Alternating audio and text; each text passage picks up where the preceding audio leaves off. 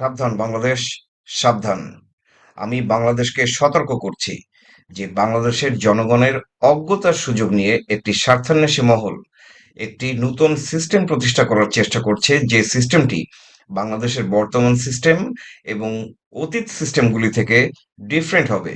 কিন্তু মূল জায়গা, যেটি হলো সরকারের একনায়ক ও স্বৈরাচার হতে পারার সুযোগ থাকা না থাকা, সেই মূল জায়গাটিতে নতুন সিস্টেমটি কিন্তু সেম থাকবে। নতুন সিস্টেমটি শুধুমাত্র ডিফারেন্ট ওয়েতে সরকারের একনায়ক ও স্বৈরাচার হতে পারার সুযোগ রাখবে, এবং এটি করার জন্য যে জায়গাটির সুযোগ তারা নিচ্ছে সেটি হলো বাংলাদেশের জনগণের অজ্ঞতা। আপনি যদি বলেন আপনি আপনার অধিকার চান, তাহলে কিন্তু আপনার জানতে হবে আপনার অধিকারগুলো কি কি।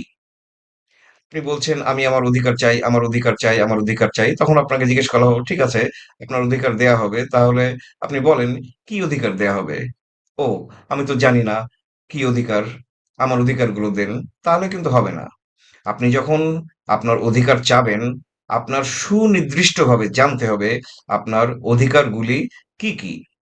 বাংলাদেশের জনগণের জানতে হবে প্রকৃত গণতন্ত্র কি। বাংলাদেশের জনগণের জানতে হবে প্রকৃত গণতন্ত্র প্রতিষ্ঠা করতে হলে সংবিধানে কি কি থাকতে হবে।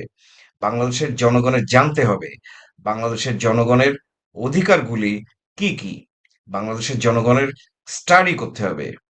যদি এই স্বার্থান্বেষী মহলের চক্রান্তকে বাংলাদেশ ডিফিট করতে চায়, তাহলে বাংলাদেশের জনগণের স্টাডি করে জানতে হবে প্রকৃত গণতন্ত্র কি, প্রকৃত গণতন্ত্র প্রতিষ্ঠা করতে হলে সংবিধানে কি কি থাকতে হবে, এবং জনগণের অধিকারগুলি কি কি।